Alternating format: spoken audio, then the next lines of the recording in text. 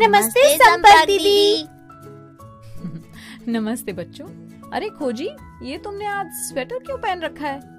ओ दीदी, आज सुबह थोड़ी बारिश हुई थी ना, तो ठंड लग रही थी, इसलिए पहन लिया था। हाँ, सुबह बारिश की वजह से तापमान अचानक कम हो गया था, लेकिन अभी तो कितनी धूप है बाहर। तुम्हें गर्मी नहीं लग रही क्या?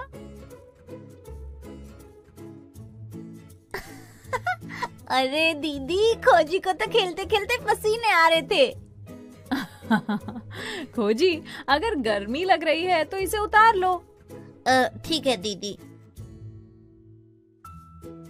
संपर्क दीदी, आपने अभी कहा कि सुबह तापमान कम हो गया था, तो अभी तापमान बढ़ गया है क्या? हाँ सवाली, अभी धूप है तो तापमान बढ़ गया है, तभी तो गर्मी लग रही है। इसका मतलब किसी वस्तु की गर्माहट या ठंडक से हमें पता चलता है कि ताप ज्यादा है या कम। बच्चों, मैंने बताया था ना कि ताप को मापने के लिए भी मानक मात्रक निर्धारित किया गया है। हाँ दीदी, लेकिन अभी याद नहीं आ रहा कि वो कौन सा मात्रक था। कोई बात नहीं खोजी, आज हम ताप के बारे में अच्छी तरह से समझेंगे। ठीक है दीदी। बच्चों, किसी वस्तु की उष्णता का माप ही उस वस्तु का ताप कहलाता है। उष्णता, ये क्या होती है संपर्क दीदी? सवाली, उष्णता का अर्थ है कि वस्तु कितनी गर्म या ठंडी है। तुम सबने देखा ही होगा कि बर्फ का ताप उबलते हुए पानी की तुलना में बहुत कम होता है। यानी कि बर्फ की उष्णता उबलते पानी से कम होती है। दीदी, तब तो हम किसी वस्तु को छूकर आसानी से पता कर सकते हैं कि उसकी उष्णता कम है या ज्यादा। हाँ, चलो एक प्रयोग करते हैं और देखते हैं कि तुम सब ये पता कर पाते हो या नहीं। प्रयोग? तब तो मजा आएगा। तुम सब यहीं रुको, मैं अभी प्रयोग का सामान लेकर आती हूँ।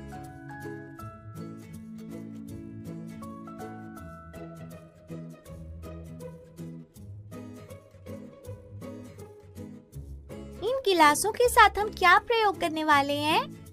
सवाली, इन सब में पानी है। और यही आज के प्रयोग का सामान है। सब यहाँ आ जाओ जल्दी से। प्रयोग कैसे करना है दीदी? खोजी, तुम इस गिलास में और सवाली तुम इस दूसरे गिलास के पानी में कुछ देर तक अपने हाथ की उंगलियां डालकर रखो और बताओ कि ये पानी गर्म है या ठंडा। अरे दीदी, ये तो बहुत ठंडा है। इस गिलास का पानी गुनगुना है दीदी। खोजी, तुम अब इस तीसरे गिलास के पानी में अपनी उंगलियां डालो और बताओ ये कैसा है। ये तो गर्म है दीदी। खोजी, तुम अपनी उंगलियां बाहर निकाल लो और सवाली, अब तुम इसी पानी में उंगलियां डालो और बताओ ये गर्म है या ठंडा। ये पानी तो ठंडा है दीदी। अरे नहीं दीदी, ये गर्म है।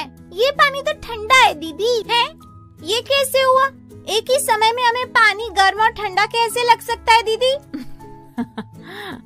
खोजी, तुमने पहले ठंडे पानी को स्पर्श किया था, इसलिए जब तुमने सामान्य तापमान के जल को छुआ तो तुम्हें ये गर्म लगा। और सवाली ने गर्म पानी को स्पर्श किया था तो उसे ये ठंडा लगा। इससे हमें ये पता चलता है कि वस्तु गर्म है या ठंडी, ये स्पर्श करके निश्चित नहीं कर सकते। दीदी, तो फिर ये कैसे पता चलेगा? खोजी, इसके लिए हमें वस्तु के ताप को मापना पड़ता है। दीदी, आपने बताया था कि ताप का मानक मात्रक केल्विन होता है। हाँ सवाली, किंतु दैनिक जीवन में ताप का प्रचलित मात्रक डिग्री सेल्सियस तथा डिग्री फ़ारेनहाइट है। ताप को मापने के लिए तापमापी यानी थर्मामीटर का उपयोग किया जाता है। दीदी, थर्मामीटर वही ना जिससे डॉक्टर बुखार की जांच करता है? हाँ खोजी, लेकिन थर्मामीटर यानी तापमापी भी अलग अलग प्रकार के होते हैं जो अलग अलग उद्देश्यों के लिए प्रयोग किए जाते हैं। और कौन कौन से थर्मामीटर होते हैं दीदी?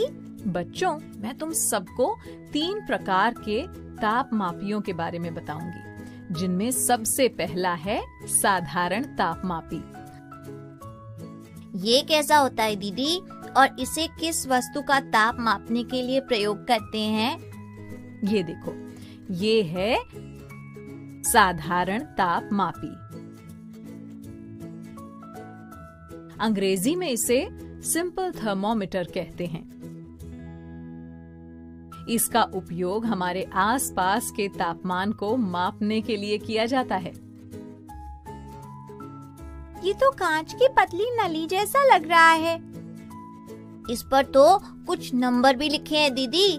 बच्चों, ये कांच की नली मोटी दीवार वाली होती है और इसके एक सिरे पर एक बारीक छिद्र होता है। इस नली को केश नली भी कहते हैं। इसकी सतह पर ये जो चिन्ह और अंक दिख रहे हैं ना, ये डिग्री सेल्सियस को दर्शाते हैं।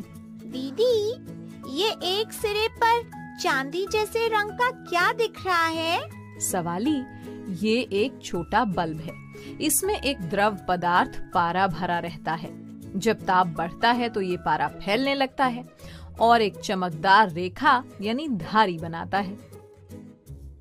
जब ताप बढ़ता है तो ये रेखा लंबी होने लगती है और जब ताप कम होता है तो सिकुड़ने लगती है।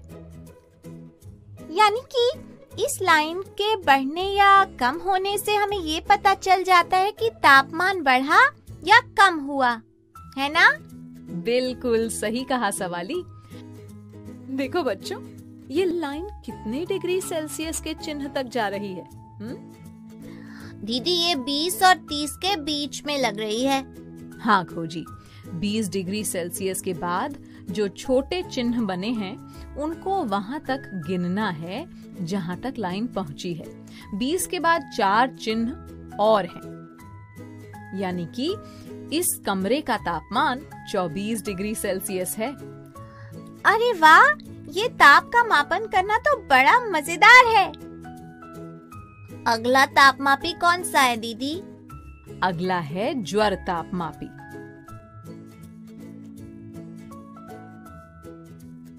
ये किस काम आता है दीदी? बच्चों, ज्वर यानी बुखार, तो ये हमारे शरीर का ताप मापने के काम आता है। अच्छा, तो ये डॉक्टर वाला थर्मामीटर है। हाँ खोजी, इसलिए इसे डॉक्टरी थर्मामीटर भी कहते हैं और अंग्रेजी में क्लिनिकल थर्मोमीटर कहते हैं। देखो, ये है ज्वर तापमापी। ये तो साधारण तापमापी जैसा ही लग रहा है दीदी। हाँ सवाली, केवल एक अंतर है कि इसकी बारीक नली बल्ब के पास संकरी तथा घुमावदार है। पर ऐसा क्यों है दीदी? ये ऐसा इसलिए बनाया जाता है ताकि मरीज के शरीर का ताप ज्ञात करते समय जब पारा ऊपर जाए तो उसके शरीर से तापमापी अलग करने पर वो एकदम नीचे न आ सके और सही से जांचा जा सके कि मरीज के शरीर का ताप कितना है। तो फिर वो पारा नीचे कैसे आएगा? और नहीं आया तो दूसरे मरीज के ताप का माप पहले मरीज जैसा ही आएगा, है ना दीदी? सवाली, जब भी ज्वर तापमापी को दोबारा उपयोग में लाया जाता है तो डॉक्टर हाथ से झटक कर ऊपर चढ़े हुए पारे को बल्ब में उतार लेते हैं। हाँ, मैंने भी डॉक्टर को ऐसा करते हुए देखा है, पर मैं ये सोचता था कि वो इसलिए ऐसा करते हैं क्योंकि उनका थर्मामीटर खराब हो गया होगा। अब तो पता चल गया ना? हाँ दीदी। दीदी, इस तापमापी पर जो अंक है वो 35 डिग्री सेल्सियस से क्यों शुरू हो रहे हैं? इससे कम वाले अंक इसमें क्यों नहीं है? बहुत बढ़िया सवाल पूछा सवाली। जानते हो बच्चों, स्वस्थ मनुष्य के शरीर का ताप 37 डिग्री सेल्सियस या 98.6 डिग्री फ़ारेनहाइट होता है। अगर बुखार आ जाए तो ताप इससे ज्यादा ही होता है। इसलिए तापमापी में साधारणतः 35 से 42 डिग्री सेल्सियस तक के चिन्ह अंकित रहते हैं। पर दीदी, जब मुझे बुखार हुआ था तो डॉक्टर ने कहा 100 डिग्री है, और आप कह रही हैं शरीर का ताप 42 डिग्री सेल्सियस से ज्यादा होता ही नहीं।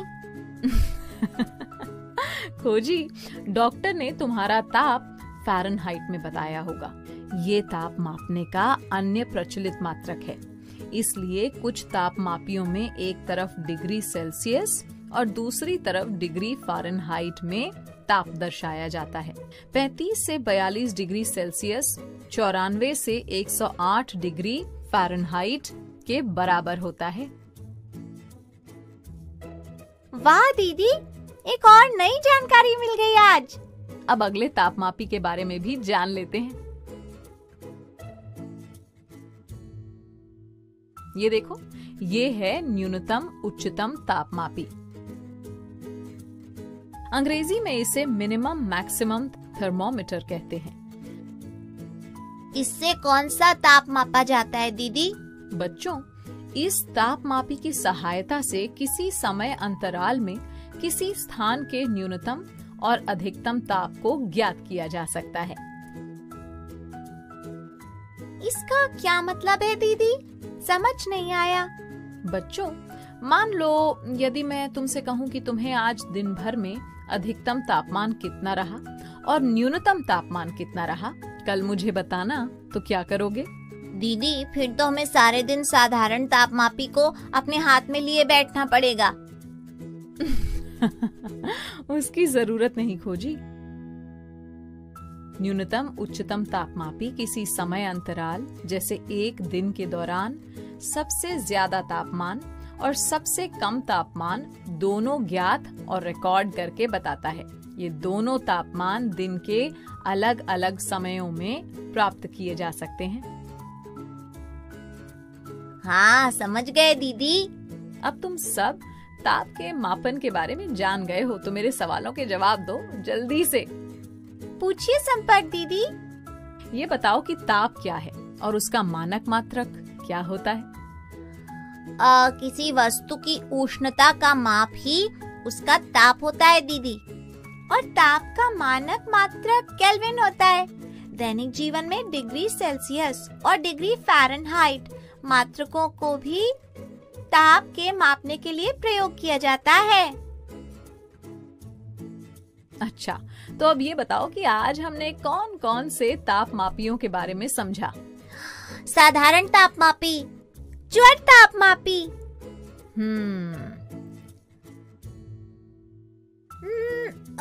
और नमतम उन्नतम तापमापी। उसे न्यूनतम उच्चतम तापमापी कहते हैं सवाली। न्यूनतम उच्चतम तापमापी, अब याद रहेगा दीदी। शाबाश। अब ये बताओ कि तापमापी के अंदर कौन सा द्रव पदार्थ होता है? उसके अंदर पारा होता है संपर्क दीदी।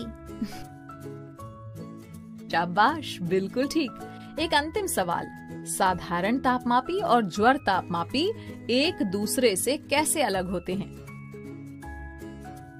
दीदी, ज्वर तापमापी की नली बल्ब के पास संकरी और घुमावदार होती है, जिससे कि पारा ऊपर चढ़ने के बाद वापस नीचे न आए और मरीज के शरीर का सही ताप पता चल पाए। और दीदी, दोबारा उपयोग करने से पहले थर्मामीटर को झटका मारकर उसका पारा बल्ब में पहुंचाया जाता है। शाबाश बच्चों, तुम सब के उत्तरों से ये स्पष्ट हो गया है कि तुम सब ताप के मापन के बारे में अच्छी तरह से जान गए हो।